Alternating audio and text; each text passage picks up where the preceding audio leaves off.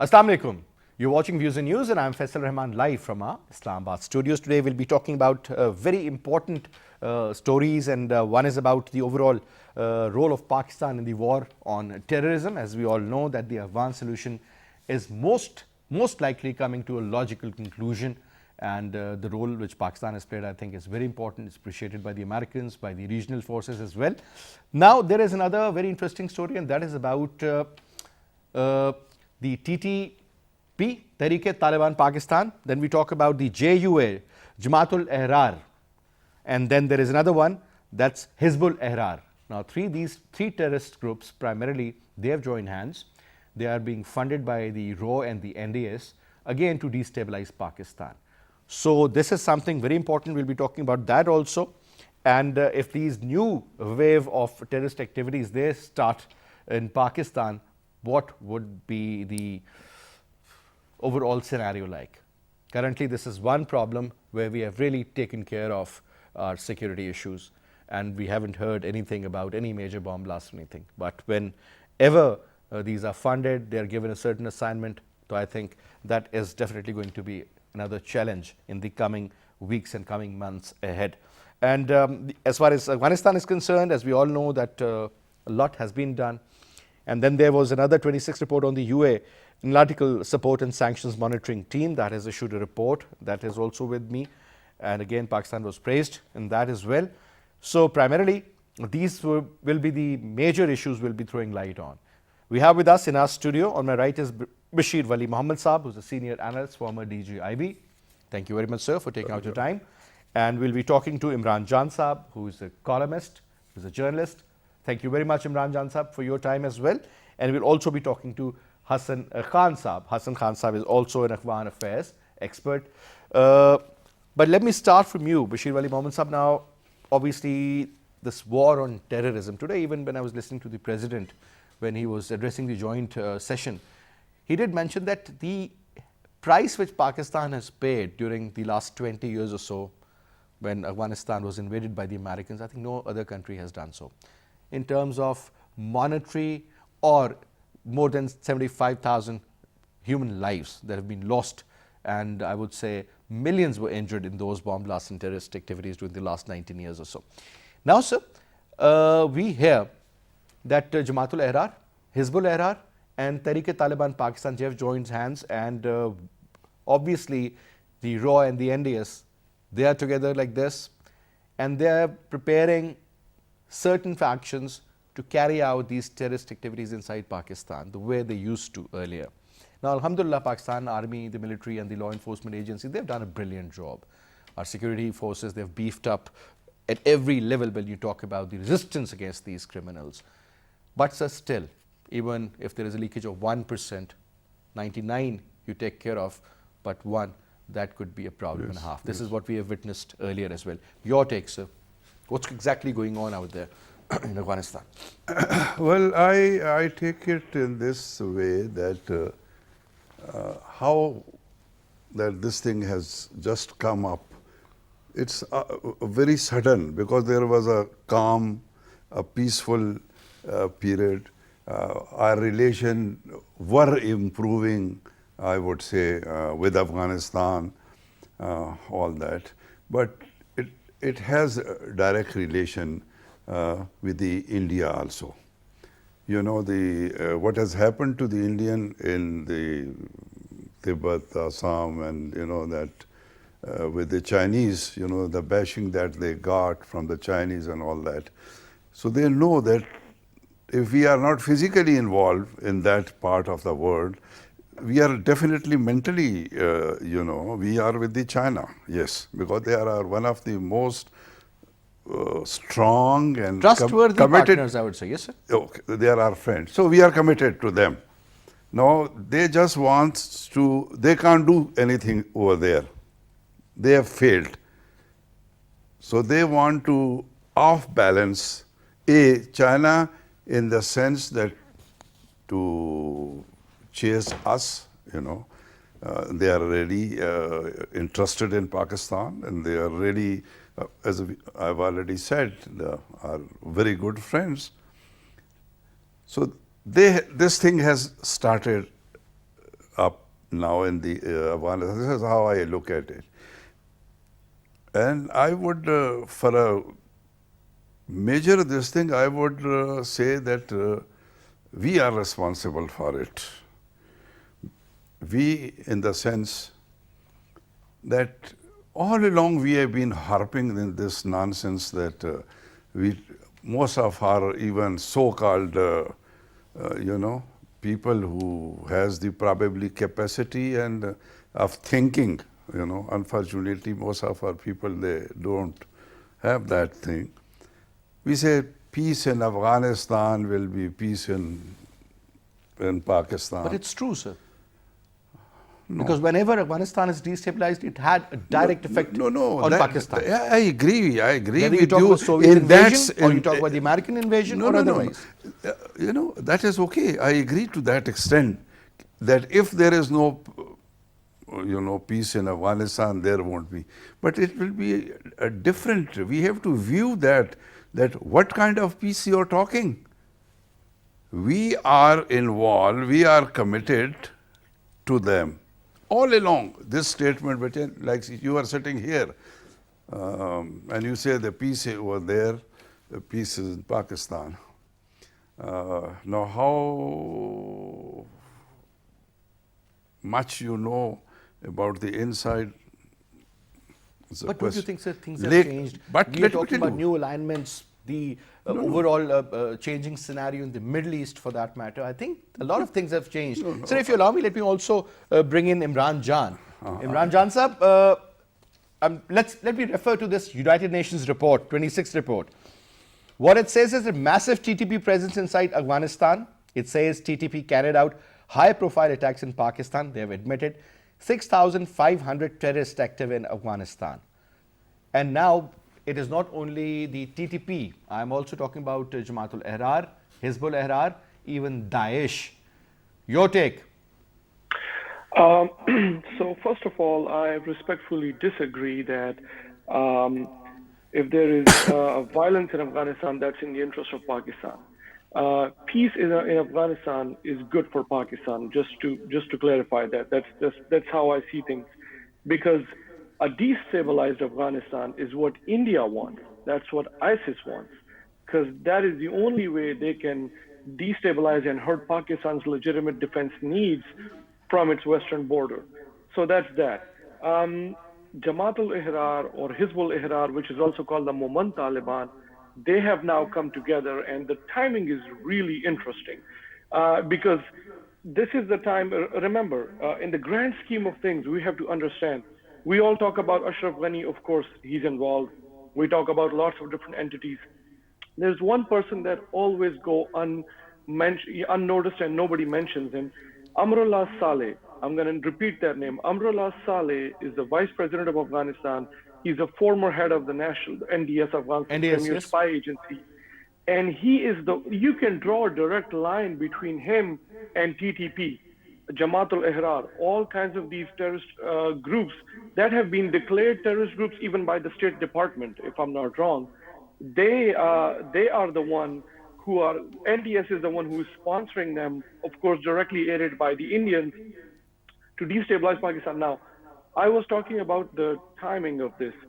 Remember, when the Americans were pushing Pakistanis to convince the Afghan Taliban to come to the negotiating table, that pressure was, again, to convince Pakistan to push the Taliban to come to the talks.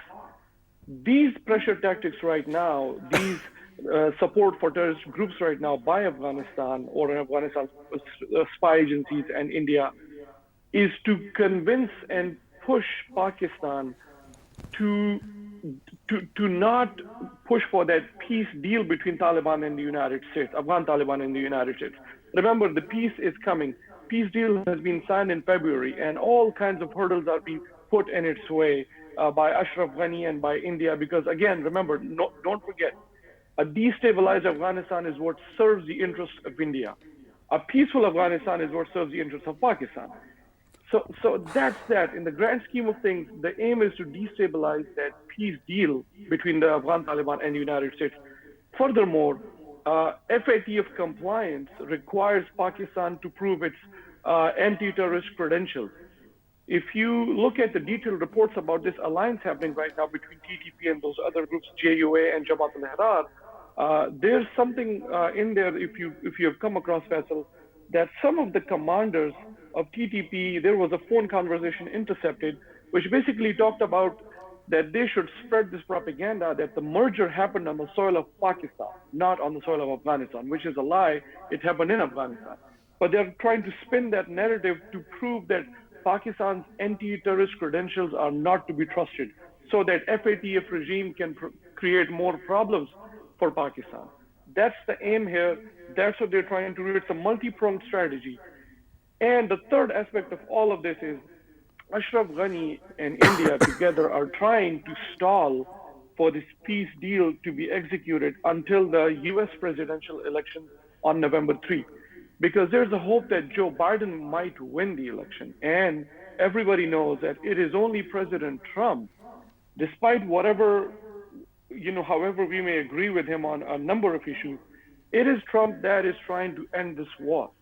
And if Trump loses and Biden comes in, Biden is someone who belongs to the traditional class of presidents. They don't end wars, they wage wars. And most likely he will not end the war in Afghanistan abruptly, just like Trump wants to do. And that will keep Indian and Kabul's interests All right. alive. So that comes back to the very basic question about the current peace deal that is going on, sir. A lot has happened, and I think Zalmay Khalilzad has played a very important role. Pakistani authorities, they have done a brilliant work as well. So at the same time, when you look at what is going on exactly regarding whether you talk about the release of the prisoners or you talk about, for that matter, how to move forward, what sort of a role should be given to the Taliban living in Afghanistan, will they in fact accept this current government? I mean, there are a lot of ifs and buts, and most likely after this Lower Jirga issue, everything is going pretty smoothly. But sir, this is not the first time then, when we thought that this process is going in the right direction, suddenly something happens. For example, sometimes the head would be killed, or sometimes the story regarding the death of Mullah Muhammad Umar would be out. And every time we have witnessed that this process was sabotaged. Do you fear same thing happening again, sir, when we are this close to peace deal? Well, I agree to that extent that the countries, and which country I am, initially the Soviet were also involved. Now they are out of this game as the Afghanistan. It is now primarily the Indians. Okay? Now the Indians, what is Afghanistan by itself? To me, it is not a sovereign state. Not a sovereign state. It's been controlled by the Jews. Okay? Abdullah's wife is a Jew, Ashraf's wife is a Jew, and there are so many Jews into the area. Now what they don't want this thing that we call it stability. That is what we have been doing. As I said right in the outset, that for certain things we are responsible. Okay, we want, it is always that we've been saying that, okay, they are our brother, they are our Muslim brother. Yes. Okay, everybody says, denied that fact. But then we have to tell the Afghans also that, look, we accept you as our brother, we accept you as our neighbors, and what we have been doing for you people, that is okay. But since they are controlled, financially they are nothing. Their entire finances, it is the Indians. Whether it is in the Kabul, whether it is in the Ningrar area, whether it is in Kandahar, it is the Indian who are operating.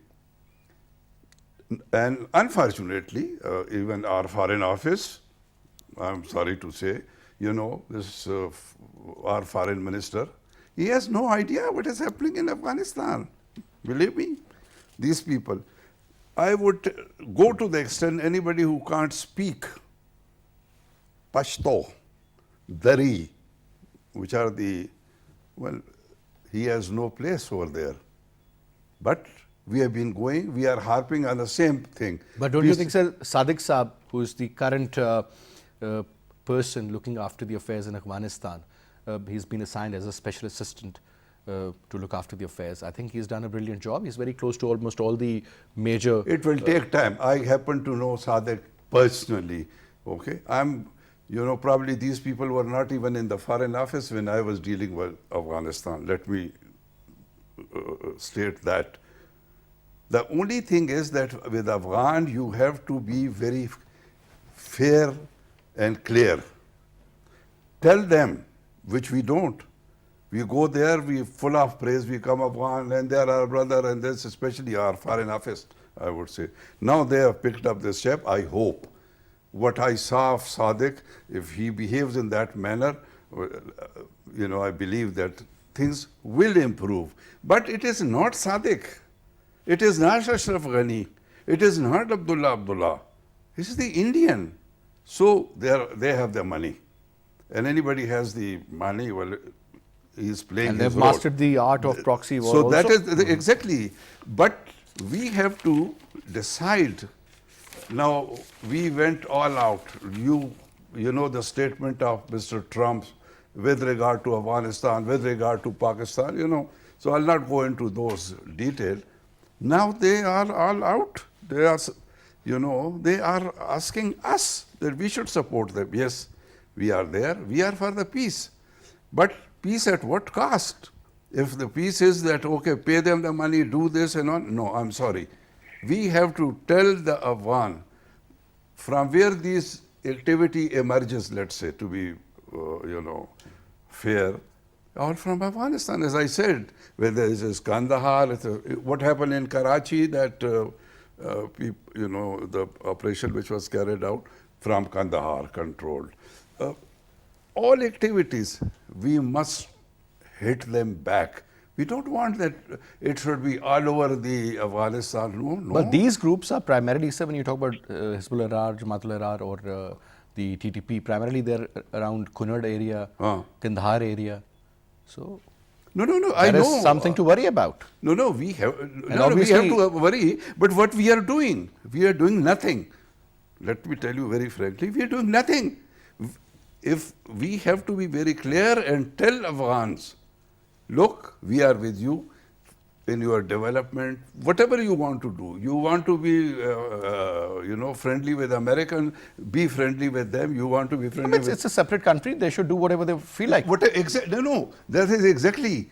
But when it comes to Pakistan, they should not allow these people to use their soil against us.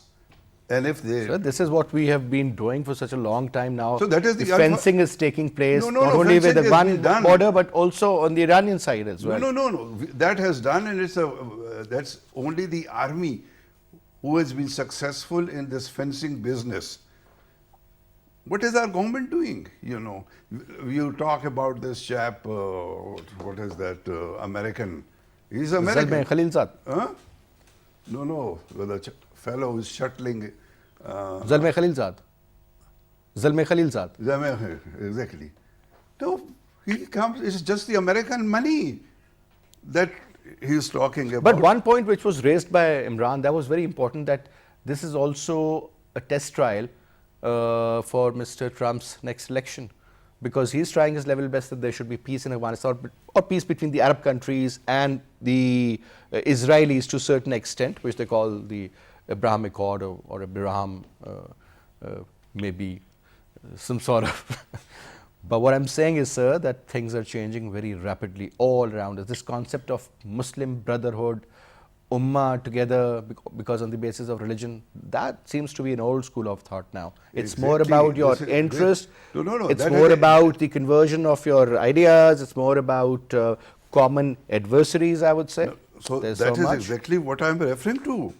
That whether it is Khalilzadeh or what, believe me, I'll be very frank over this program today, that I have talked to some very, very important leaders.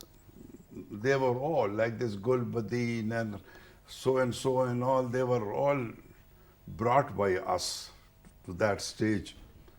We know all that. Khaliqzadeh, I think more than a dozen people have told me personally, he said he's not Afghan. Who says he's Afghan? He's American. He is American. So if he's American and if he thinks he will be succeed, sorry. But again, also let me take the same point to Hassan Khan Sahab, senior journalist. Hassan Sahab, Assalamu alaikum. Walaikum salam, Faisal. Khan Sahab, we were talking about this very important development that in the area of Kunad and a related area, there is a lot of presence of the elements of Daesh, Tehreek-e-Taliban Pakistan, Hizbul-Ahrar, and also Jamaat-ul-Ahrar. And they have all joined hands under the umbrella of the NDS and RAW, and they have been given this task to destabilize Pakistan and carry out all those activities which they were earlier carrying out inside the Pakistani border using the Afghan soil. Your details on this, update us. Faisal, thank you very much. I think, this is a very crucial development because the ground situation in Afghanistan is getting changed. Once this, if God willing, this agreement between the Afghans and the Afghan Taliban materialize, and Taliban are mainstream and they become part of the government in Kabul. So I think definitely one task for the Taliban will be to fight against the international terror organizations, including Al-Qaeda and Daesh, as you mentioned. And these are the areas where Hizbul-Ahrar and Jamaat-al-Ahrar and TTP, etc. were also operating. This is the same area, Kunar, Nangarhar and Paktia. So it's very close to the border of Pakistan. So this time, I think the problem is at the moment,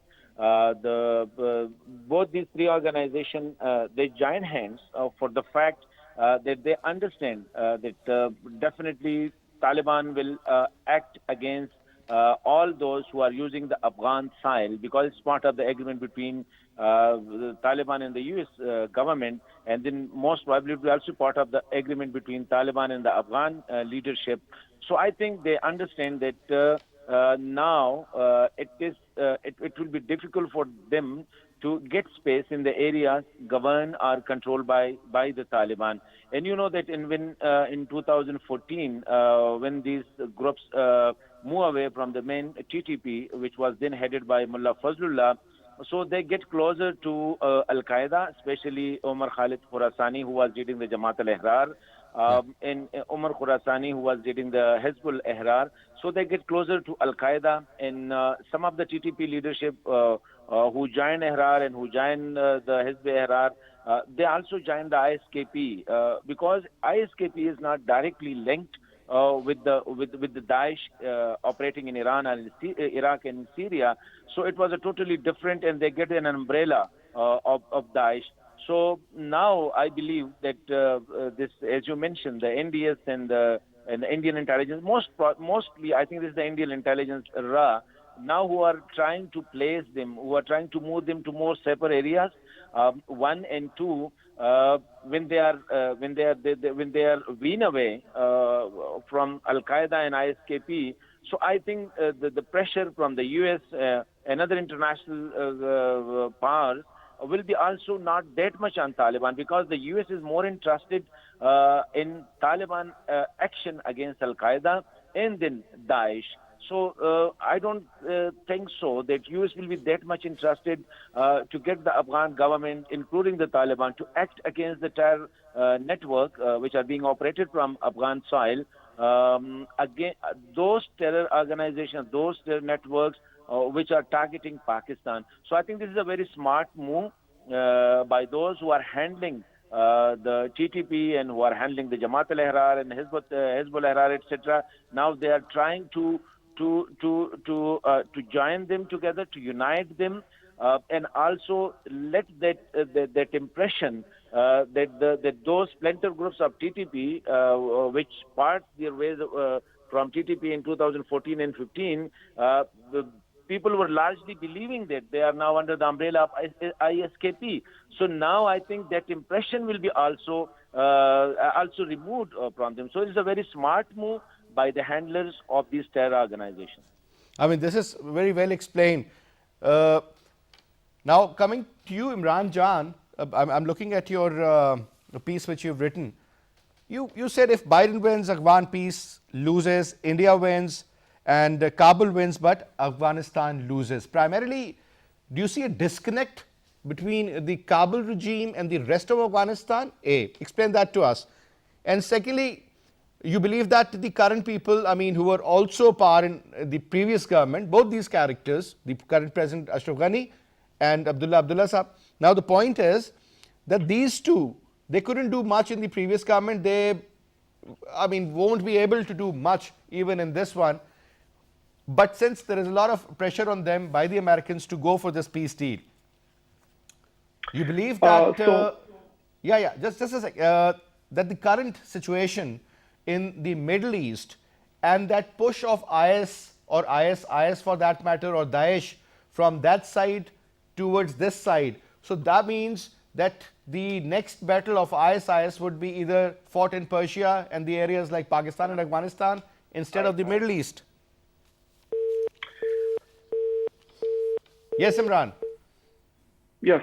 So point one is, as you said, if there's a disconnect between Afghanistan and the Kabul regime right now, absolutely. There's a huge gap between the rest of the people of Afghanistan and the Kabul regime, which is just installed by the United States. It was installed back in 2014, and it's again, at the time, U.S. Secretary of State John Kerry made the deal between Abdullah and the same two people right now, Ghani and Abdullah. And the same thing right now. Now, how I would back up that argument is it's in our open site. We just don't pay attention to it. Remember, the peace deal between the Taliban and the United States has the United States demanding from the Taliban basically that you will guarantee, Taliban, you should guarantee that you will not allow Afghan soil to be used against the United States and our allies to so that other foreign groups cannot come and plan and execute attacks against it.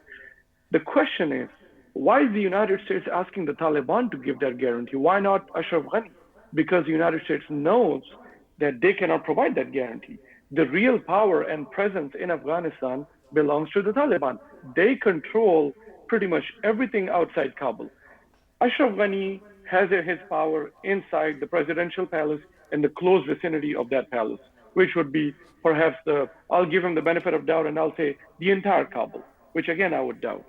So that's the reason why there's a disconnect between Kabul and the rest of Afghanistan. So when I was saying that if Biden wins, as I mentioned before, Biden is not the kind of president who would end that war or would end it abruptly. Someday in the future, sure, he will end it, but not right now. And that is exactly what Ashraf Ghani and India are trying to do. Because remember, let's try to understand this. If America withdraws from Afghanistan, that will be the end of Ashraf Ghani and Indian interests in Afghanistan, because Kabul will overtake. Now, Taliban will overtake. Now, when Taliban say that we will guarantee that no foreign group will come and use Afghan soil to attack against America, their demand is basically, if you want us to not allow Afghan soil, every or any inch of Afghan soil to be used against you, you better let us rule over the whole Afghanistan. Because if you have these guys sitting in Kabul, we cannot guarantee everything because we don't control the whole Afghanistan. And the Americans really know this and they understand this. And they are, the way it looks to me, they are going to allow the Taliban to march to Kabul and control everything. Ashraf Ghani knows this too. And that is his game right now. He's trying to delay this peace deal execution as much as he can. All these, the coming together of this TTP and Jamaat al-Ahrar and these other groups, Hezbollah Ahrar, these are not isolated events. These are small bits of a grand scheme, basically trying to undo the peace deal, trying to slow down and stop the American withdrawal from Afghanistan. That's Ashraf Ghani's and Amrullah Saleh's game. That's what they're trying to do. Because as I mentioned, if Americans withdraw, that'll be the end of the current Kabul regime, which is Ashraf Ghani and Amrullah Saleh. That is obviously, and then there would be chaos. That's exactly what it says. That the Taliban also say that you can vacate, and later on, if things go well in the right direction, later on the Americans can come, have their embassy in Kabul. Obviously, the old school of thought of the Taliban of 90s, that has really changed and diluted over a period of They time. support women Correct, sir? education and all Those sorts of Taliban, things. the hardliners, I think, sir, this is 2020, they've also realized, they also use the smartphones now. They do understand that now things have changed. They have been using it much before us, you know. They were provided by these people who are now, you know, fighting for the Americans, you know. So they were using all those equipment which probably we haven't used as yet. So that is the Taliban part. I would agree generally with my friend, what he said, the Ashraf Ghani and the Abdullah part, they means nothing. Okay. It's not a stable government. Ashraf Ghani and both, it is all battle now. Even if it is a puppet regime, but just somebody is there at some post calling the shots, at least at the domestic level, obviously under the command of the Americans, because if they don't want, nothing is going to happen. Well, well, that is how you may be looking at it. Internally, even the Americans don't have that. Okay, the Americans, they are, you know, entrenched in their own, whether it is Bagram or whatever the areas that they are controlling. They are just controlling the peak of their offensive and all, whatever you call it. They were not controlling more than 40% of Afghanistan. So it is, they are there. Of course, nobody wants to go, and the Afghan thinks now that why should we go and get ourselves involved? That is now there. The Americans have tried their best, and now it is not the Taliban who are going to decide this thing. It's not there. It's a mutual sort of a game which is being played. It is most likely going to be a power sharing formula. It is exactly their power. And Afghanistan is, you know, there has never ever, you know, a solid, you know, stable government in Afghanistan. The centuries you just go, whether it was the Afghan governments in the past and, you know, all, they were never the government, you know. It's a tribal society. Basically, we must understand Afghanistan. It's a tribal society. One tribe, the other tribe, they don't believe. Okay, even for some reason, even now that we talk about this peace and American, they are all after the American dollars. Okay, everybody busy. Who can snatch the Major share. major share? That is the. But as far as we are concerned, why are we poking our nose into their affair now? And poking our nose into the affair where we would again get stuck. So there was this general idea that when you talk about Afghanistan, obviously Pakistan always wanted to have its influence, and we had a lot of influence in Afghanistan, either through Taliban or otherwise.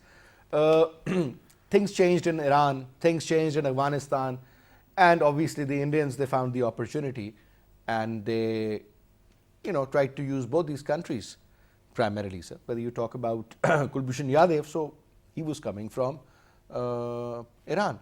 You talk about all this, what is going on in at the moment, when you talk of Kunard or you talk about Kandahar or rest of the places, that's where the Afghan soil comes in, actually. Do you see, now very straight questions, so last two questions. Do you see peace prevailing in Afghanistan? And do you see some sort of a settlement at some stage? Or you believe that it is not going to be an easy process, there's going to be a lot of problem, not only for the Afghan people, but for us also? Well, I agree with you here that, well, it will not be an easy, it's not an easy game. Afghanistan is a very, very difficult country, very difficult people to, you know, deal with. And as I said, since now everybody is fighting for the dollars, okay?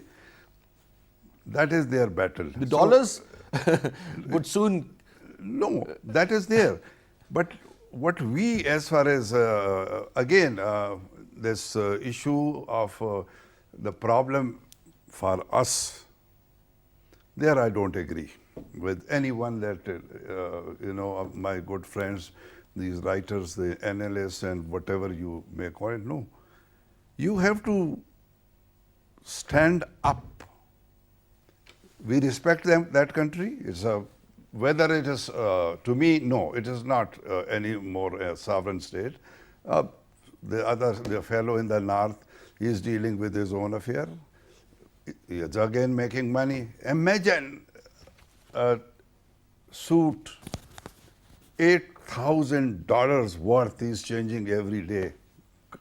And look at his people. I'm referring to Abdullah. This is the kind of a system which is going on. And he was a security guard. But we should be careful not to get involved. If we can help the country, why not?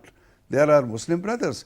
But then the Muslim brother must know that we are also... Sir, when we say Muslim brother, I mean, look at what is happening in Syria, what happened in Iraq. Iran and Iraq fought such a long time. Then the attack of the Saudis on Yemen, for that matter, along with the G6 states. What's going on in Lebanon, for that matter? Look at what the condition of the Palestinians, Rohingya Muslims, the Chinese Muslims. I mean, sir, do you think this Muslim Ummah and this concept really exists in today's world? It exists, but it may not exist in Beirut. When Beirut was a Muslim country... Sir, Afghanistan never accepted us. I mean, we still call them the brother mulk and brother it is we. Country. They don't love you or they don't like you anymore. The people like you. Let me tell you again. The Indians have poisoned their minds? No. The Indians, again, I don't look. We will go into this discussion. The Indian, they have not poisoned. They have poisoned the mind of their leadership. They have poisoned the mind universities, colleges, you talk about conferences. Exactly. I mean, the youth primarily. I mean, they listen to the Indian music, they like the Indian movies, they like the Indian influence is really... No, Faisal, I agree there with you.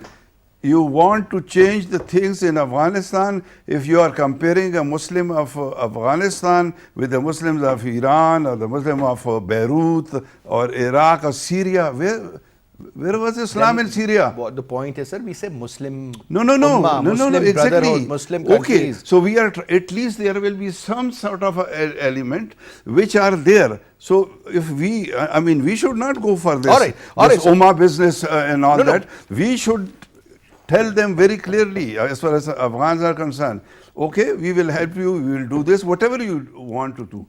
But using your soil against us, it's not acceptable.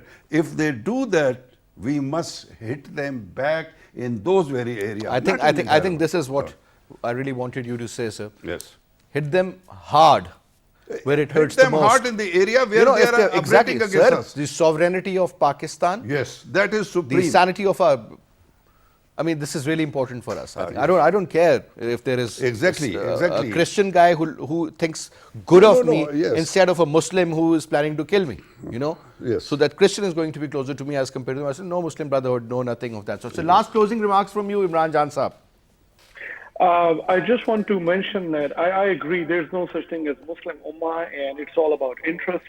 And as far as Afghanistan is concerned, the way I feel, when Pakistan came into being, it was Afghanistan that projected to our creation. Then I'm just going to go quickly through this. In the early 1950s, they allowed the Soviet Union to have bases on their soil, targeting basically Pakistan because we were allied with the United States. Then Pakistan was home to the largest number of people from Afghanistan. That's the largest number of refugees anywhere in the world. And the way I feel is that instead of being thankful and acting as a brother and a neighboring country and an ally country, they still go against us. And there are still a certain number of people, as Faisal mentioned, they're victims of Indian propaganda. So the way that's just how I feel. I would rather have them thank us, which they don't, I guess. And the other thing which Faisal you asked me about in the previous question is, yes, ISIS is active in the Afghan region now, and ISK basically. IS Khorasan, I would just like to say that India needs to really watch out because they're playing with fire. if they're supporting and if their interests right now are converging with those of the IS, the grand plan of IS also includes India in their Khorasan region. They will come after Indians too, and there could be a massive war, massive bloodshed, because India is a nuclear armed country. All kinds of things can happen. So to support such groups just for your short-term interests is not a good strategy, and it could be disastrous. So they should be careful, I think. All right. Thank you very much, Imran Jan. Thank you very much, Janab Mohammed Saab. It was a pleasure having you after a very long time, sir. As we have recently started having guests in the studio, but it was a pleasure to have you. And that's all we have for this. I'll see you tomorrow. Inshallah, till then, you take good care. Khuda Hafiz.